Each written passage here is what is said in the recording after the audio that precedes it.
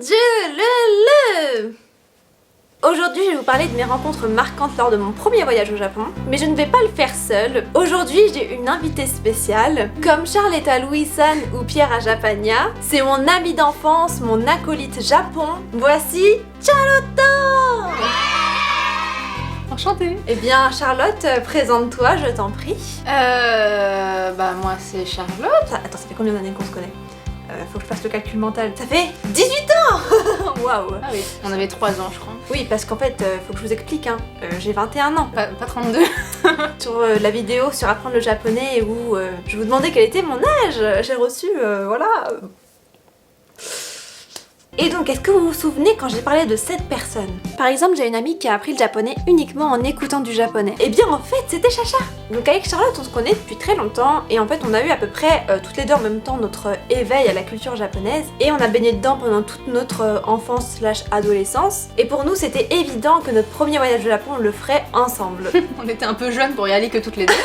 Voilà, petite précision, on était mineurs à l'époque et on pouvait pas voyager que toutes les deux dans un pays étranger. Donc mon papa est venu avec nous. Et donc tenez-vous bien parce qu'en à peine 2 semaines de voyage, on a fait des sacrées rencontres quand même. Des rencontres mémorables, des rencontres amusantes, des rencontres touchantes, des rencontres surprenantes. Et je pense que nos expériences représentent assez bien l'hospitalité à la japonaise.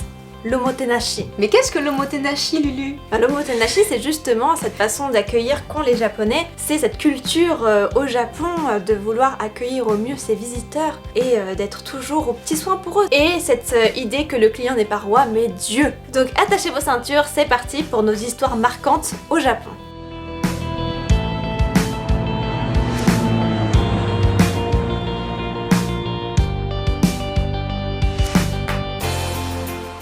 La première histoire se passe le vendredi 11 août 2017. C'était le lendemain en fait de notre arrivée au Japon. On était encore complètement jet-lagués et on avait besoin de pause régulièrement parce qu'on s'était pas trop fait à l'humidité vu que c'était en plein été. Qu'est-ce qui faisait chaud? En fait, on sortait d'un temple à côté d'un petit fleuve. Il y avait une sorte peut-être de festival parce qu'il y avait plein de stands qui étaient temporaires. Et donc pendant que mon père prenait les photos, Charlotte et moi, on s'assoit sur un banc pour reprendre un peu de force. Et en fait, il y avait un monsieur à côté de nous, un vieux monsieur. Et ce monsieur était en train de faire des origamis. Et puis alors que je parlais avec Charlotte en français, normal, en train d'échanger un peu sur nos premières impressions de ce pays, le monsieur commence à nous parler. Je pense qu'il a dû essayer de nous parler en anglais, mais après il a dû parler japonais.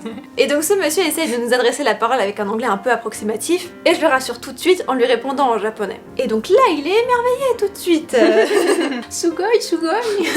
Non mais alors, au Japon, dès que vous parlez un petit peu japonais, ils vont tout de suite trouver ça sugoi, totemo jouzu desu ne. Et comme Charlotte, elle comprenait le japonais mais qu'elle savait pas trop le parler, moi j'étais vraiment l'interprète entre les deux. Donc ce monsieur commence à nous demander quand est-ce qu'on est arrivé, donc je lui dis qu'on est arrivé hier à Osaka, et il nous pose des questions un peu sur notre vie, pourquoi est-ce qu'on s'intéresse au Japon, pourquoi est-ce qu'on est venu, pourquoi est-ce qu'on a appris le japonais, qu'est-ce qu'on fait en France dans nos vies.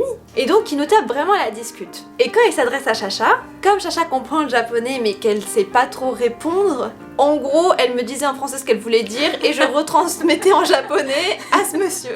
Il devait pas comprendre, le pauvre. Lui, il semblait très amusé de la situation.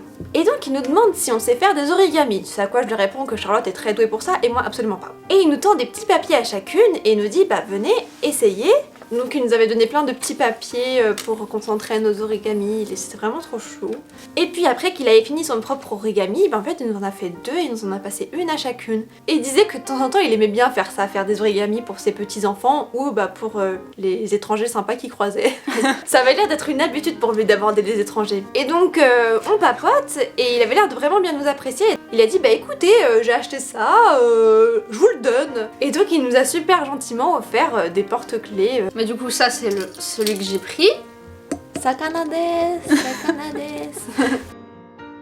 Et celui de Lulu, c'était? Maman, en fait, c'était une espèce de lignée de perles. Le fait est que je l'avais accroché à ma trousse à l'époque et que quand j'ai passé un de mes examens, j'ai amené ma trousse et je l'ai jamais retrouvée. Donc j'étais vraiment très triste et ça m'a démoralisée pendant des mois. Mais bref, là n'est pas le sujet. En tout cas, ce monsieur, je le porterai toujours dans mon cœur, c'est le plus important. Et puis après, il y a toute cette histoire de boisson là. Il me dit, tiens, c'est vrai qu'il fait très chaud au Japon en été, vous voudriez pas boire une boisson un peu rafraîchissante, genre du thé glacé ou quelque chose comme ça? Et donc moi j'ai pas l'habitude de tout le temps refuser. Mais Charlotte, elle a l'habitude à l'inverse de tout le temps accepter. Ouais. tout ce qu'on lui offre, elle accepte. Oui, ils font l'effort de m'offrir quelque chose, je vais pas dire non. C'est là qu'on se rend compte que ce monsieur en fait avait l'air de connaître tout le monde aux alentours. Tous les autres personnes assez âgées qui tenaient les stands. Le gars avec qui on parlait, il s'est levé partir chercher des boissons. Après, il y a des gens qui étaient dans un stand en face. Il y a un gars, il vient nous parler et tout, il se barre chercher des boissons. Et t'as un autre gars qui vient nous donner des boissons. Et après, du coup, petit à petit, ils reviennent tous avec leurs boissons là. En fait, ils sont tous venus petit à petit. Et là, vraiment, ça crée un effet de masse. Ils sortent tous de leur stand et ils apportent plein de boissons comme ça. Vous voulez ça et ça et ça. Et donc, en mode mais qu'elle soit style. Et après, je précise quand même qu'il y a mon père ici, que lui, bah, peut-être qu'il serait pas contre aussi. Puisque moi, j'en prenais pas, autant donner ma part à mon père qui avait un petit peu chaud aussi. Et ils font ah bon, non mais ça c'est ton papa, mais mon dieu, Americano, yakusha mitai d'ailleurs.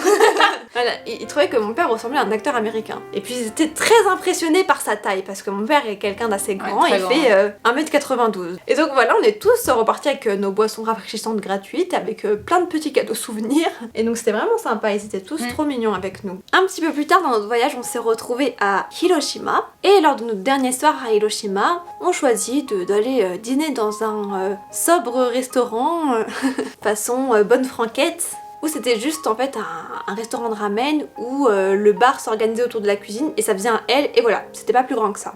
C'était tout petit quoi. Je pense que 10 personnes max, hein, vraiment. Donc nous on entre dans ce petit restaurant où il y avait personne, puis on s'installe tranquillement, on commande nos plats, et là un groupe d'amis japonais entre aussi. Ils étaient à peu près 4-5 je pense, 4 je pense 4. Et en fait, en fonction de la disposition du L, bah, c'était pas très pratique parce qu'ils allaient devoir se séparer.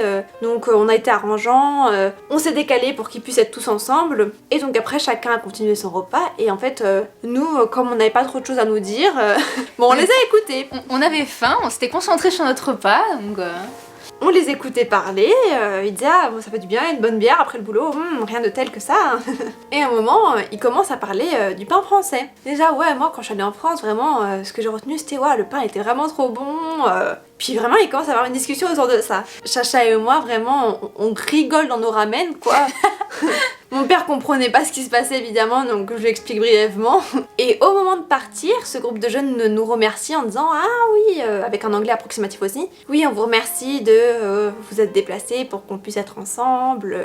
Est-ce que vous profitez bien de votre voyage? Donc je leur dis en japonais, notre voyage se passe très bien, on aime beaucoup le Japon, c'est avec plaisir qu'on vous a laissé la place. Et ils disent ah mais attendez, vous parlez japonais?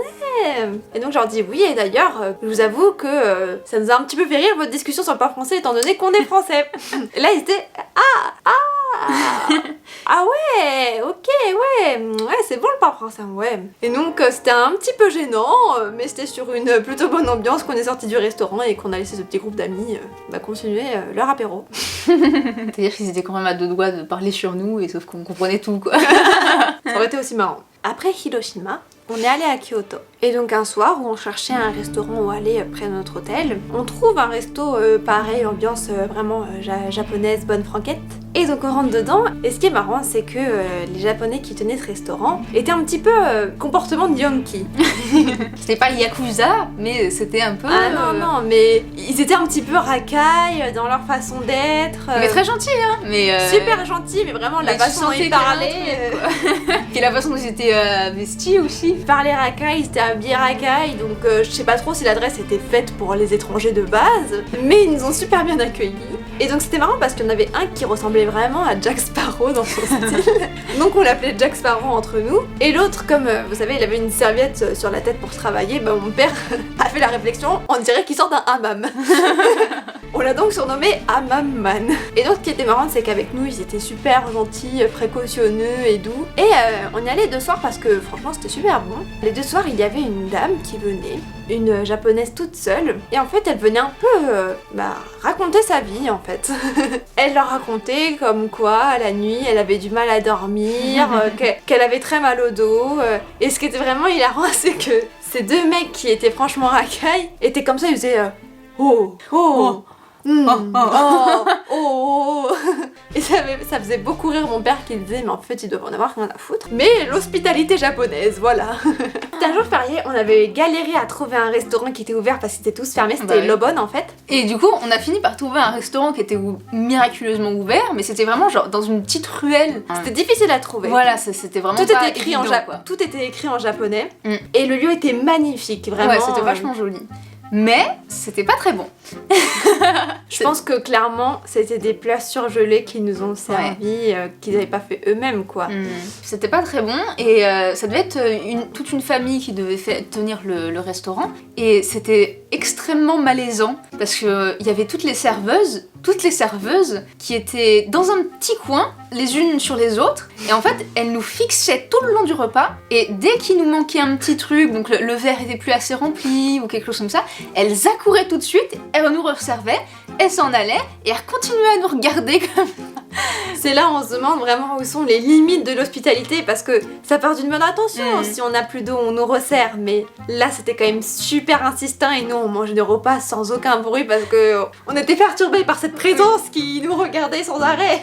En plus, le restaurant était plutôt grand, mais on était les seuls clients. C'est peut-être parlant d'ailleurs. Mais le lieu était vraiment magnifique. On aurait cru que c'était dans un petit temple autour d'un jardin japonais. Vraiment, c'était super beau. Mais alors, comme quoi, l'intérieur est plus important que l'extérieur. Le plat est plus important que le cadre. Oui. Et donc le même jour, comme c'était Lobon, on s'était fixé pour objectif d'acheter des yukata. Pas juste pour Lobon, on avait de base envie d'acheter des yukata au Japon, d'apporter ce souvenir-là. Et Kyoto, ça nous paraissait l'endroit idéal pour ça, même si je pense que clairement, on allait dans des boutiques pour les touristes. Oui. C'est pas grave, on a vécu notre vie de touriste à pleines dents. Et donc on arrivait dans une boutique qui proposait de la location de yukata ou d'en acheter. Et les prix avaient l'air plutôt attractifs au premier abord. On entre, et là vraiment les vendeuses très réactives. On est à peine entré, elles arrivent, bonjour, vous avez besoin de quelque chose. Et alors elles étaient deux. Et donc comme elles ont remarqué qu'on était deux à vouloir un yukata, il y en a une qui allait plus sur Chacha et une plus sur moi. Et alors moi vraiment mon choix était très vite fait. Oui. Je savais que je voulais un yukata très coloré, rempli de fleurs. C'était mon objectif. Et puis alors très vite on a trouvé le mien et donc une vendeuse m'a habillée. Par contre pour Chacha c'était un peu plus compliqué parce qu'elle était assez indécise. Non, moi je savais ce que je voulais. Je voulais un yukata avec des animaux dessus. Mais la dame me disait que c'était rare, que c'était plutôt pour des trucs très chers. Enfin, elle en avait pas quoi. Elle t'avait pas présenté des yukata avec des koi dessus? Ouais, mais ils étaient ou des libellules. Des libellules. Mais c'est ce que t'as acheté, des libellules? Non, j'ai pris des fleurs du coup. Et puis même au début je voulais une couleur plutôt flashy. Je l'essaye, je trouve que ça me va pas. Non, c'était du rouge. C'était du rouge, mais du coup, ça faisait trop rouge. Et du coup, je suis passée sur d'autres couleurs, puis ça allait pas. Donc en fait, au départ, tu voulais un yukata clair, de couleur claire. Finalement, tu t'es mise sur un yukata de couleur foncée. Oui, finalement, j'en ai pris un qui est bleu foncé, avec des fleurs, des motifs de fleurs, mais pas réalistes. Et alors c'est marrant parce que alors que Chacha était convaincue par rien, t'avais les vendeuses qui étaient toutes là en train de dire oh mais tchakucha niatemasu, oh mais tchakucha kirei desu ne. Et moi je me laisse pas avoir par ce genre de choses. Totemo niatemasu. Et vraiment j'ai l'impression qu'elle faisait ça pour tous les clients en mode bah oui. Ce qui est très marrant c'est que moi une fois que j'avais fait mon choix du coup, ils ont remarqué qu'un autre client n'avait rien regardé, n'avait rien essayé, c'était mon père.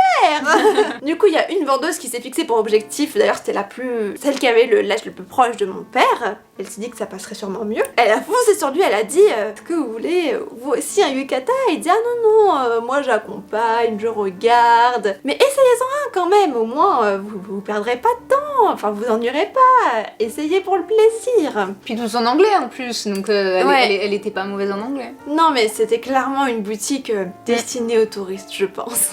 Et donc elle le fait essayer à mon père et puis alors là, wouh, encore une fois, tout le monde se rassemble pour faire des compliments. Mon Dieu, vous êtes si beau, kakui desu ne. Wow, ça vous va tellement bien, non mais c'est fait pour vous. Et mon père qui s'est fait porter en fait, qui s'est pris au jeu et elles avaient le pouvoir sur lui, les vendeuses. Elles l'ont hypnotisé.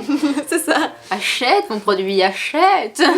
Et ben finalement mon père qui voulait absolument pas en avoir un de base, non seulement il en a pris, en plus on a acheté des guetta pour tout le monde et ils ont dit tiens aussi ça et vraiment elles ont fait leur affaire de la journée hein, clairement.